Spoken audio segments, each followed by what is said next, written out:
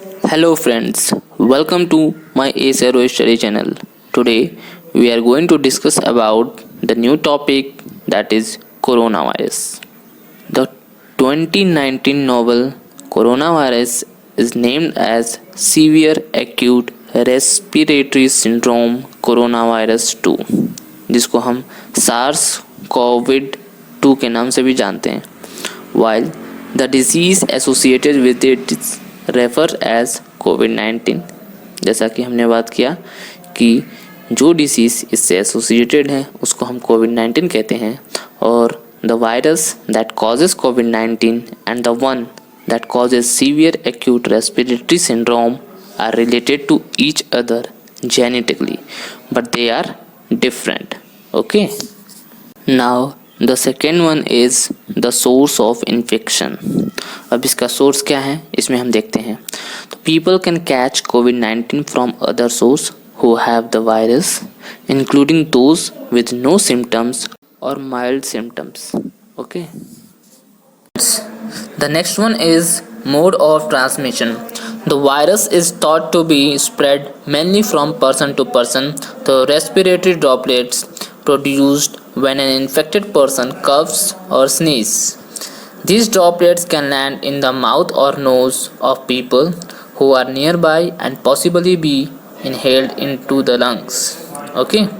It is possible that a person can get COVID-19 by touching a surface or object that has the virus on it and then touching his or her own mouth, nose, or possibly eyes.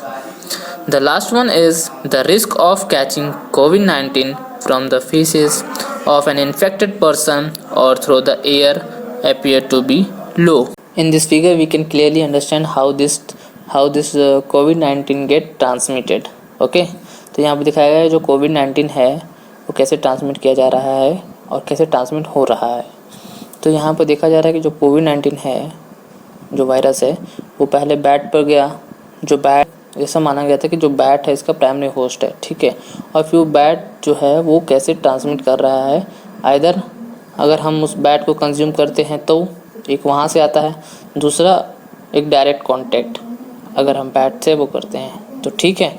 तो उसके बाद फिर जब human host हो जाता है, जब human को वो वायरस होता है तो अब यहाँ पर चीज़ें हो जाती है कि ये कैसे ह्यूमन टू ह्यूमन वो ट्रांसमिट होने लगता है. ठीक है, तो यही है जो ट्रांसमिशन जो अभी तक देखा गया है. Now the next one is susceptible population. अब इसमें कोविड-19 के खतरे में कौन कौन से लोग, कौन कौन सी पॉपुलेशन आ सकती है. तो सबसे पहला स्थान पे है elderly peoples. The peoples who has age might greater than 55 और 60 एंड अबव. ओके, और वो लोग भी आ सकते हैं जो जिनको बीमारी है जैसे हाइपरटेंशन की, हार्ट डिसऑर्डर की, डायबिटीज़, लीवर डिसऑर्डर और रेस्पिरेटरी डिसीज़ जैसे बीमारियां हैं जिन लोगों को है उनको भी खतरा है. और तीसरे स्थान पे है इन्फेक्शन इन चिल्ड्रन और इन्फेंट्स. तो ये बच्चों में भी हो सकता है और छोटे बच्चे जो बिल्कुल बेबी हैं उनको भी हो सकता है. ओके.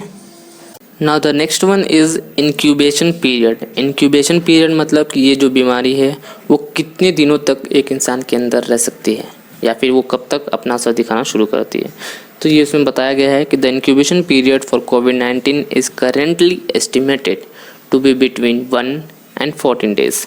मोस्टली ये 3 से 7 दिन तक होता है. Now the next one is symptoms.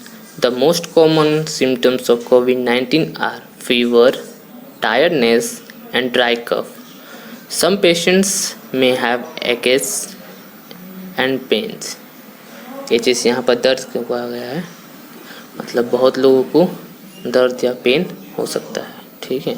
नसल congestion, runny nose, sore throat और diarrhea. Some patients only have the very mild symptoms such as low fever, mild fatigue or etc. Around 1 out of every 6 people who get COVID-19 become seriously ill and develop difficulty breathing after 1 week of infections.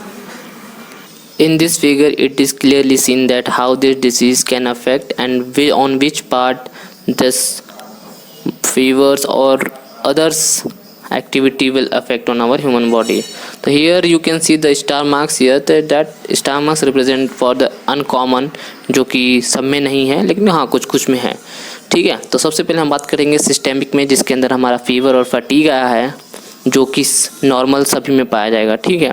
दूसरा वाला आता है हमारा kidney, जिसका functioning decrease हो जाती है, वो अच्छी तरह प्रॉपरली वर्क नहीं कर पाता है, तो ये अनकॉमन है, आप देख सकते हैं। तो जो कि कुछ ही लोगों को में ये पाया जा सकता है, ठीक है। तीसरा है आपके पास इंटेस्टाइन्स डायरिया, अगेन अनकॉमन है, ये कुछ कुछ लोगों में ही ये मिल सकता है।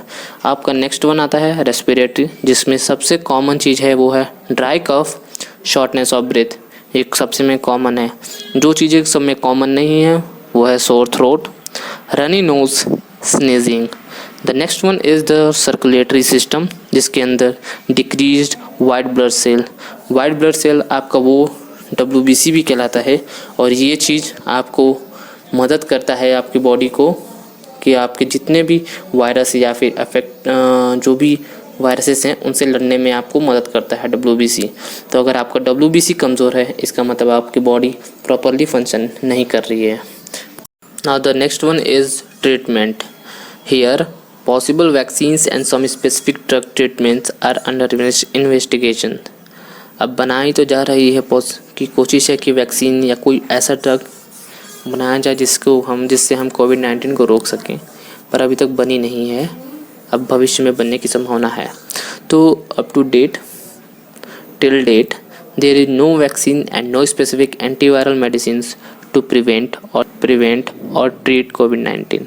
Okay, now the next one is, however, those affected should receive care to relieve symptoms. People with serious illness should be hospitalized.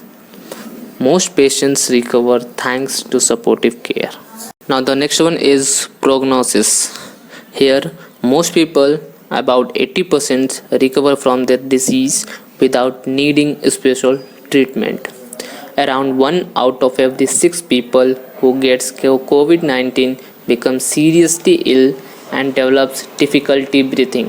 Okay, and the third one is here older peoples and those without underlying medical problems like high blood pressure, heart problems or diabetes are more likely to develop serious illness. Now the last one is the symptoms in children are relatively mild. So thank you for watching my videos. अगर आपको video ये पसंद आई तो कृपया इसको like करें, comment करें और सब्सक्राइब करें, और बेल नोटिफिकेशन ज़रूर दबाएं, जिससे हमारी वीडियो की सारी नोटिफिकेशन आपको मिलती रहे।